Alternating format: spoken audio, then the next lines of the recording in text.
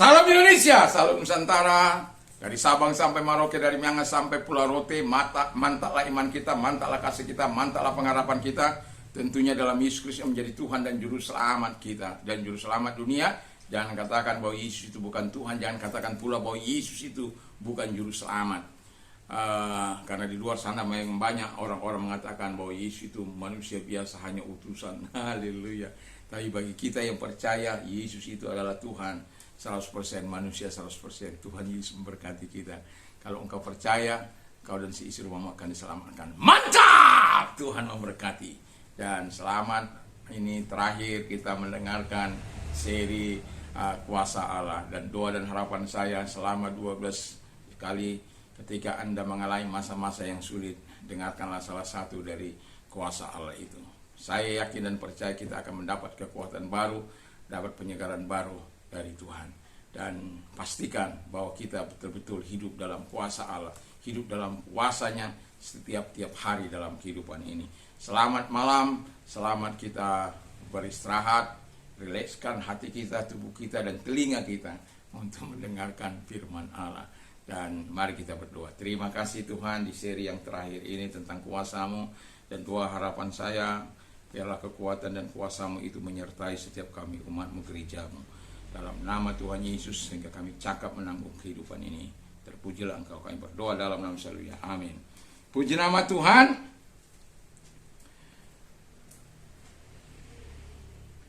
Saya akan membaca masih dalam Keluaran 17 ayat 8 sampai dengan ayat 15, tetapi saya tidak akan baca seluruhnya. 8 sampai 9. Lalu datanglah orang Amalek dan berperang melawan orang Israel di Rafidim. Musa berkata kepada Yosua, pilihlah orang-orang bagi kita, lalu keluarlah berperang melawan orang Amalek. Besok aku akan berdiri di puncak bukit itu dengan memegang tongkat Allah di tanganku. 10. Lalu Yosua melakukan seperti yang dikatakan Musa kepadanya dan berperang melawan orang Amalek. Tapi Musa, Harun dan Hur telah naik ke puncak bukit, dan terjadilah apabila Musa mengangkat tangannya, lebih kuatlah Israel, tetapi apabila ia menurunkan tangannya, lebih kuatlah Amalek. Maka penatlah tangan Musa, sebab itu mereka mengambil sebuah batu, letakkannya di bawahnya supaya ia duduk di atasnya. Harun dan Hur menopang kedua belah tangannya, seorang di sisi yang satu, seorang di sisi yang lain, sehingga tangannya tidak bergerak sampai matahari terbenam. Dan demikianlah Yosua mengalahkan Amalek dan rakyatnya dengan mata pedang. Haleluya. Jadi kita sedikit ini Esau, keturunan dari Esau. Esau itu bapaknya orang Edom. Jadi Esau itu anaknya namanya Elifas. Jadi Amalek ini cucunya dari Esau, ya. Elifas itu menikah dengan bundiknya Timnah.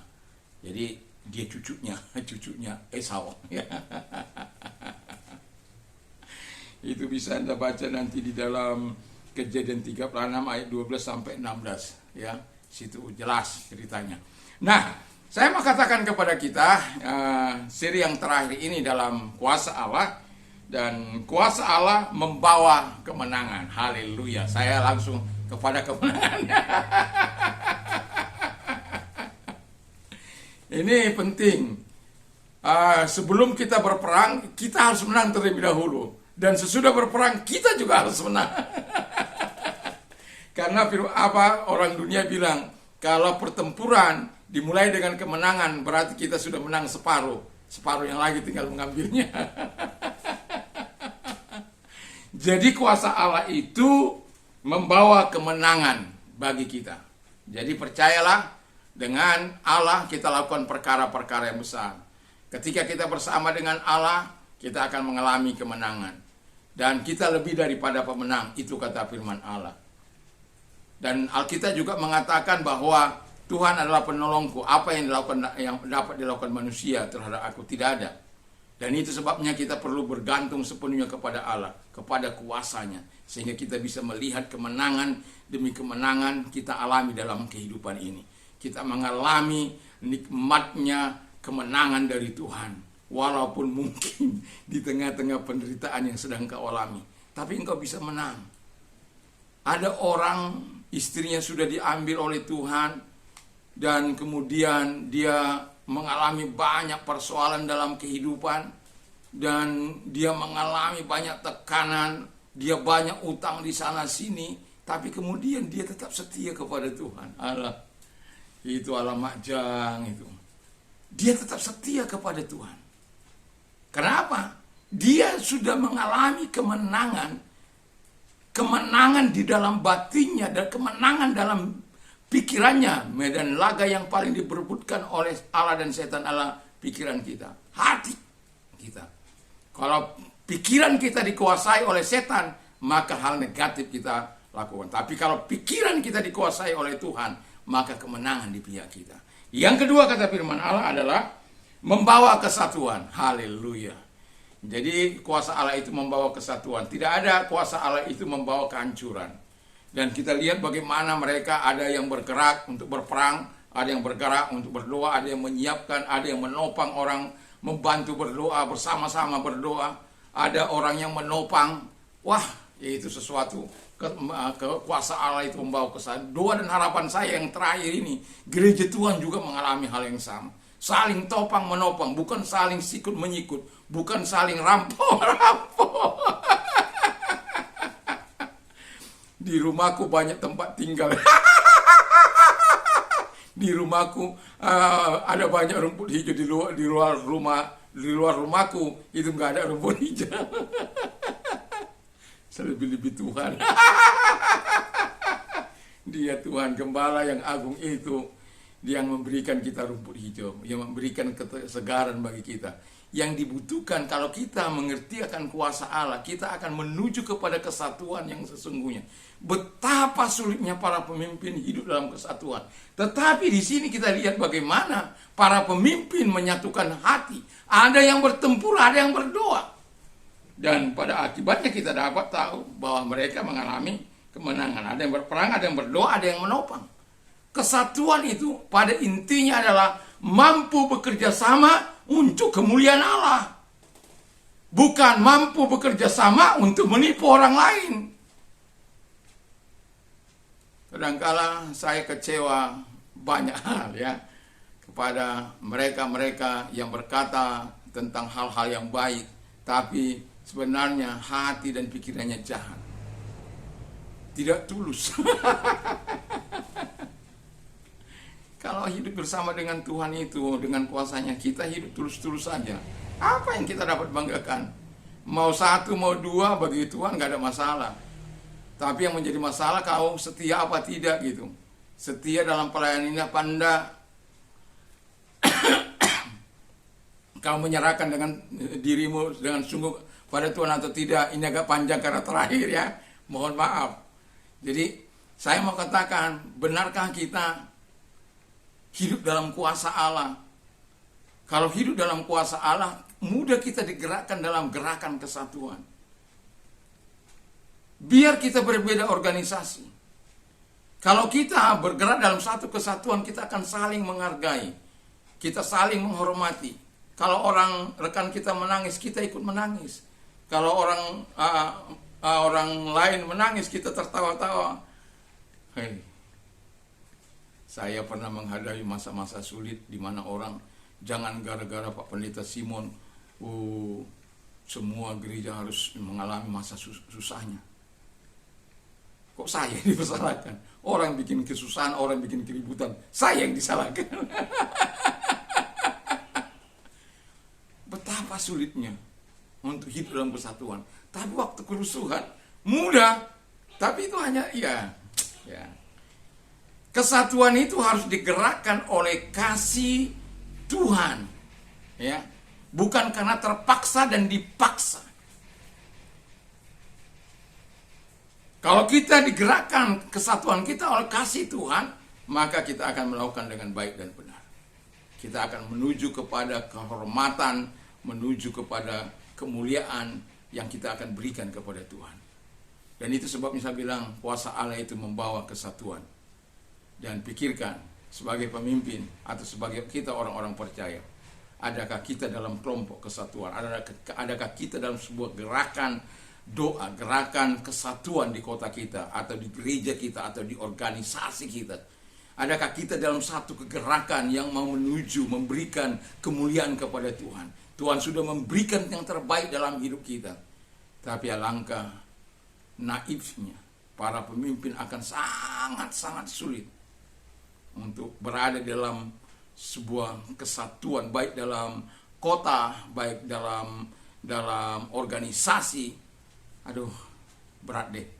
Tapi saya mau katakan, kalau kita hidup dalam kuasa Tuhan, saya yakin dan percaya Allah lah yang memampukan kita untuk bergerak dalam kesatuan itu seperti orang Israel.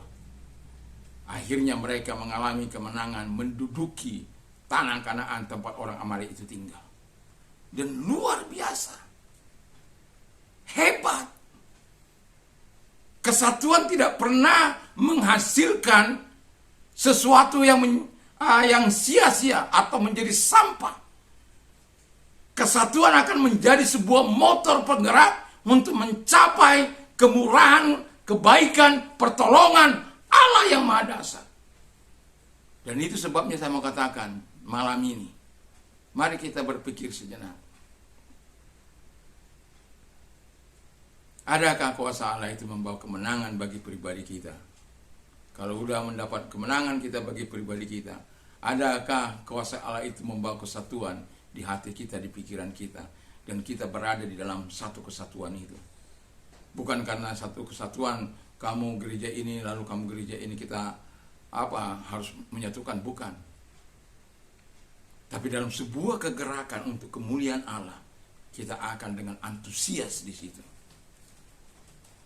Kami di kota ini ada namanya doa hamba-hamba Tuhan, ada doa semalaman, ada doa beberapa hamba Tuhan yang secara khusus, dan ada doa pribadi, ada doa bersama dan lain sebagainya. Mari kita masuk dalam bagian itu. Ada banyak orang ketika mau menceritakan soal kesatuan, mereka hanya satu kesatuan dalam gerejanya. Itu bukan kesatuan. Kesatuan ini terdiri berbagai unsur-unsur yang berbeda, tapi menyatukan hati demi kemuliaan Sang Raja, demi kemuliaan Bapa di surga itu. Dan saya berharap kita adalah orangnya yang mudah, karena kita sudah menikmati kuasa Allah dalam kehidupan kita. Yang terakhir, kuasa Allah itu akan membawa ke dalam perjanjian baru, ke dalam tanah perjanjian, promised land, tanah perjanjian. Jadi kemenangan kuasa Allah itu bukan membiarkan kita ada di bumi ini terus. Yang jelas tanah perjanjian kita yaitu surga yang mulia. Kalau kita tetap hidup dalam kuasa Allah, sama seperti Musa, walaupun dia ada di bukit Nebo sana, di gunung Nebo sana, dia mati di situ, tidak ada seorang pun yang dapat mengetahui di mana mayatnya.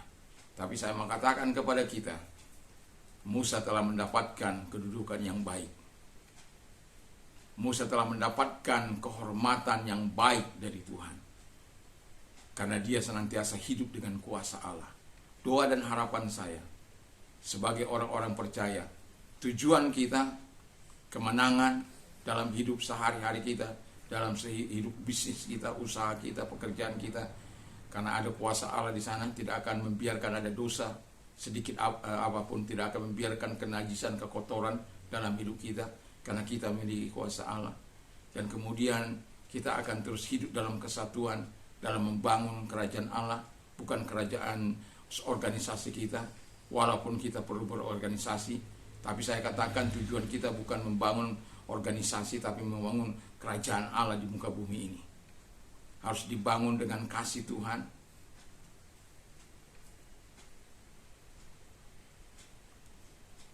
Jadi kalau kita digerakkan oleh cinta kasih dalam menyatukan hati untuk memberi kemuliaan kepada Tuhan, dan nikmatilah perjanjian itu, tanah perjanjian itu.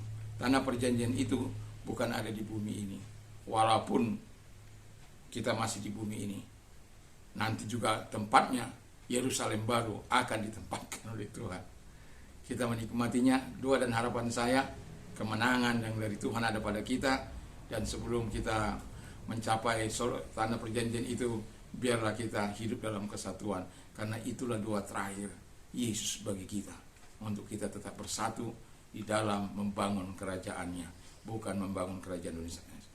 Maka dia bilang, Simon, bangunlah gereja Pentakosta. Walaupun saya berorganisasi, tapi Tuhan menyuruh kita semuanya di organisasi apapun kita untuk membangun kerajaannya dengan kasih yang daripada Allah, sampai kita bertemu muka dengan Yesus, karena kuasanya terus mengikuti langkah-langkah hidup kita. Tuhan Yesus memberkati. Mari kita tunduk kepala.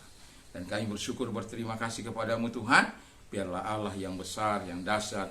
Dan inilah terakhir kali kami dalam seri ini tentang kuasamu. Dan doa dan harapan saya selama 12 sesi Bapa di surga tentang kuasa Allah itu. Kami bisa, bila kami menikmati kesusahan, penyakit, kami bisa merambah di sana Bapa di surga. Ketika kami kekurangan iman, apa yang harus kami lakukan dengan kuasa Allah itu. Ketika kami sakit, apa yang kami lakukan dengan kuasa Allah itu. Ketika kami mengalami persoalan hidup, apa yang kami lakukan dengan kuasa Allah itu. Biarkan kami menikmati kuasa-Mu sepanjang umur hidup kami. Karena kami tahu Tuhan, bagaimana Musa yang senantiasa hidup dengan Engkau, kadang satu kali dia gagal melakukan apa yang harus diperintahkan oleh Tuhan kepadanya satu kali, tapi dia pukul 2 kali, walaupun Tuhan tetap memberikan air itu keluar menjadi minuman orang-orang Israel. Dan kami bersyukur, biarlah kuasa-Mu terus menyertai kami sepanjang umur hidup kami, sampai kami bertemu dengan muka dengan Engkau di tanah perjanjian itu. Kami bersyukur dalam nama Yesus. Haleluya. Amin. Selamat malam. Selamat kita beristirahat tentunya bersama dengan Tuhan Yesus. Haleluya. Mantap, mantap.